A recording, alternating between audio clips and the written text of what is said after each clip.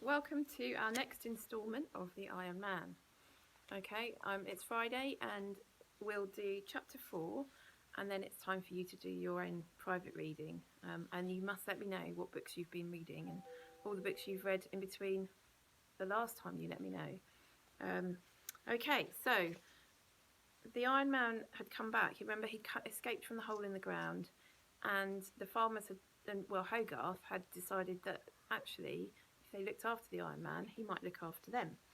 So they let him go and live on a scrapyard, and he was having a brilliant time eating all the old unused or unwanted iron, rather than going to eat all the tractors and the barbed wire that was around the country. He was actually eating what needed to be used up. So that's a really eco-friendly way of using the Iron Man. Now, this chapter, interestingly, is called The Space Being and the Iron Man, which is a bit unusual. One day, there came strange news. Everybody was talking about it. Round eyes, busy mouths, frightened voices. Everybody was talking about it. One of the stars of the night sky had begun to change. This star had always been a very faint, tiny star of no importance at all.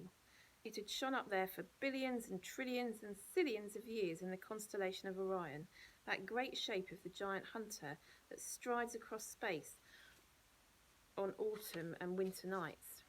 In all its time, this tiny star had never changed in any way. Now suddenly, it began to get bigger. Astronomers peering through their telescopes noticed it first. They watched it with worried frowns. That tiny star was definitely getting bigger. And not just bigger, but bigger and bigger and bigger. Each night it was bigger. Bigger than the dog star, the large coloured twinkler at the heel of the hunter Orion. Bigger than Jupiter, that great blazing planet. Everybody could see it clearly night after night as it grew and grew and grew. They stared up with frightened faces, till at last it hung there in the sky over the world, blazing down the size of the moon, a deep, gloomy red. And now there could only be one explanation. That star was getting bigger because it was getting nearer, and nearer, and nearer, and nearer, and nearer.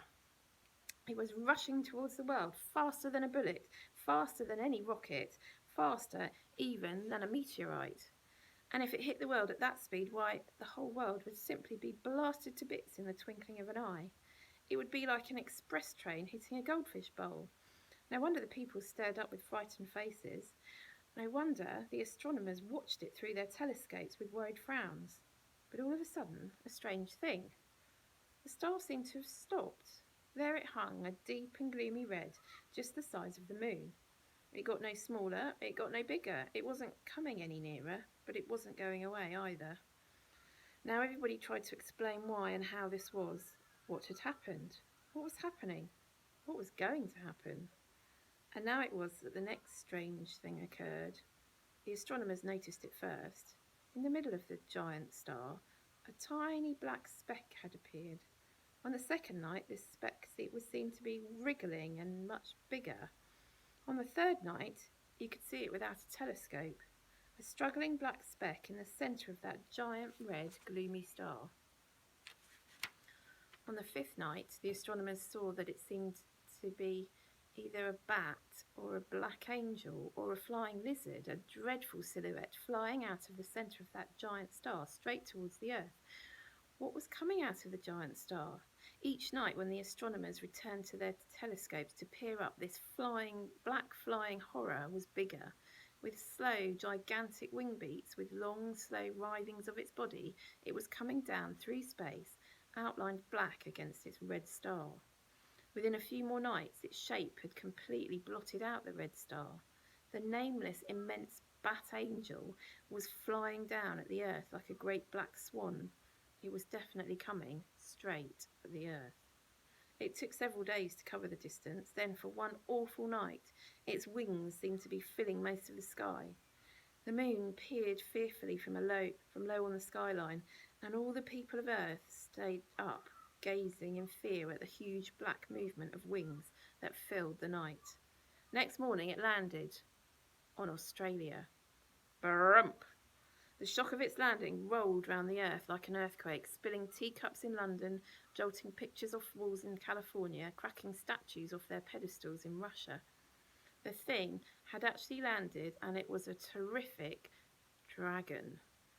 Terribly black, terribly scaly, terribly knobbly, terribly horned, terribly hairy, terribly clawed, terribly fanged, with vast, indescribably terrible eyes, each one as big as Switzerland.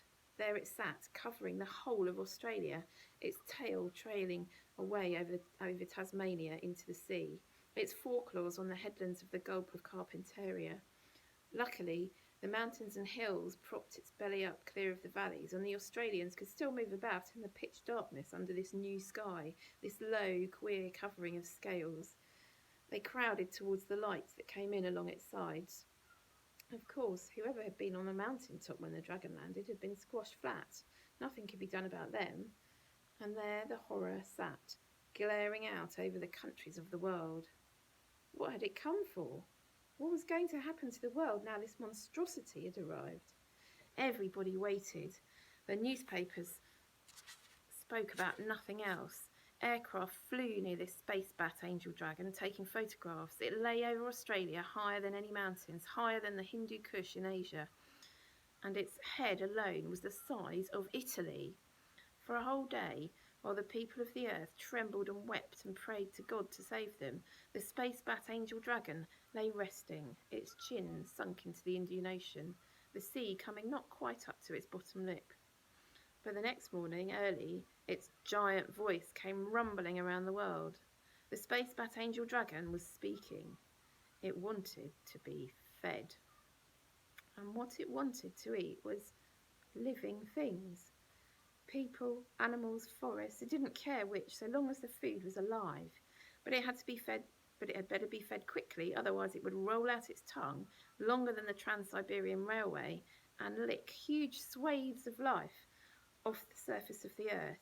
Cities, forests, farmlands, whatever there was. It would leave the world looking like a charred pebble unless it were fed, and fed quickly. Its voice shook and rumbled around the earth for a whole hour as it delivered its message. Finally, it ended and lay waiting. The peoples of the world got together. If they fed it, how could they ever satisfy it? It would never be full, and every new day it would be as hungry as ever. How can you feed a beast the size of Australia? Australia is a vast land. All the countries of Europe would easily fit into Australia. The monster's stomach alone must be the size of Germany. No, they would not feed it. The people of the world decided they would not feed this space bat angel dragon, or whatever it was. They would fight it.